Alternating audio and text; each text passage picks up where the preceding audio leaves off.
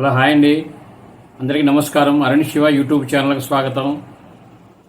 నేను మీ కేఎస్ వరప్రసాద్ను. నేను మీకు ఈరోజు ఈ వీడియోలో మనం నిత్యం ఇంట్లో చేసుకునే సాంబారు ఎక్కువ మనం చాలామంది ఇష్టపడేది సాంబారు ఉడిపి స్టైల్లో ఎలా తయారు చేయాలో తెలుసుకుందాం.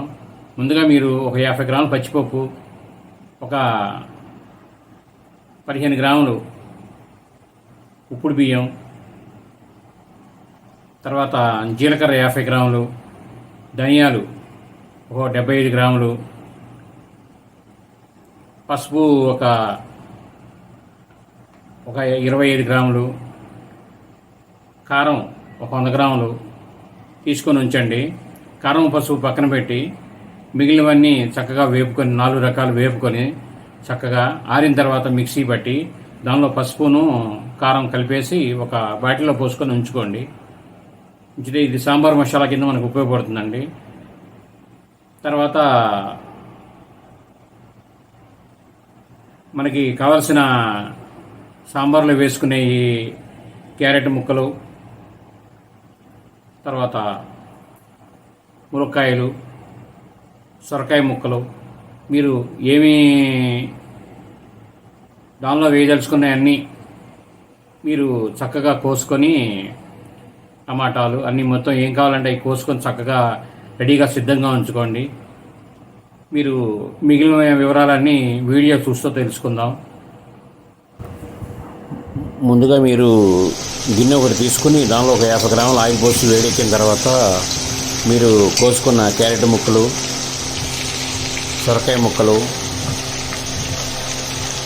కొద్దిగా ఉల్లిపాయలు, టమాటాలు, మీరు కోసుకున్నవి అన్నీ మొత్తం దానిలో వేసి ఒక స్పూను సాల్ట్ కూడా వేసుకొని మీకు సరిపడా మీరు చేసుకునే క్వాంటిటీని బట్టి చక్కగా బాగా కలపండి. అవి సరిపడే సగం మీద చక్కగా వేగిన తర్వాత మేము దీనిలో పసుపు అనేది యాడ్ చేస్తామండి. నేను ఆల్రెడీ మసాలాలో కలపమన్నాం కదా, అది మీరు దీనిలో యాడ్ చేయక్కర్లేదు. ఇప్పుడు ఇలా ఇవి బాగా వేగిన తర్వాత మీరు పప్పుని ఉడకబెట్టుకొని సిద్ధం చేసుకొని దాన్ని మెత్తగా తయారు చేసుకొని లిక్విడ్ లాగా ఉంచండి. తర్వాత మీరు పొయ్యి మీద ఉన్న దీనిలో ఈ చింతపండుని మెత్తగా పేస్ట్ చేసి అవి దానిలో పోయండి. మీకు సాంబార్కి కావాల్సిన వాటర్ కూడా యాడ్ చేసుకోండి. తర్వాత ఈ పప్పు ఇవన్నీ కలిపి పొయ్యి మీద బాగా బాయిల్ అయిన తర్వాత దానిలో కొత్తిమీర యాడ్ చేసుకోండి. తర్వాత చిన్న కళాయి అనేది పెట్టుకొని దానిలో పచ్చిపప్పు అవి వేగిన తర్వాత ఆవాలు, తర్వాత జీలకర్ర,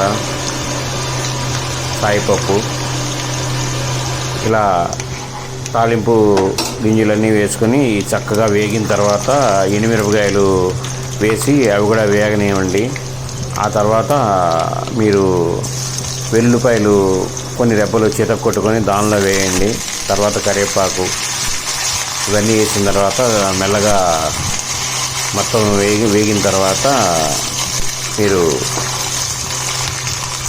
ఇంగువ అనేది కొంతమంది తినరండి, తినేవాళ్ళు వేసుకోవచ్చు, బాగుంటుంది. ఇంగువ అనేది ఒక హాఫ్ స్పూన్ లోపు కొద్దిగా మీరు సిద్ధం చేసుకొని దానిని ఈ తాలింపులో వేయండి. చక్కగా కలిపిన తర్వాత బాగా కలిసిన తర్వాత ఈ ఇంగువ కూడా పచ్చిపోతుంది.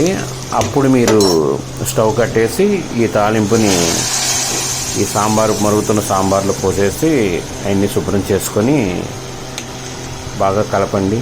తర్వాత కొద్దిసేపు మరిగిన తర్వాత మీరు ఒక మూత తీసుకొని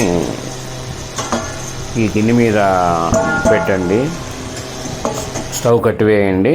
సాంబారు తర్వాత వాడుకోవడం సిద్ధంగా ఉంటుంది, కుంకుమలాడుతూ.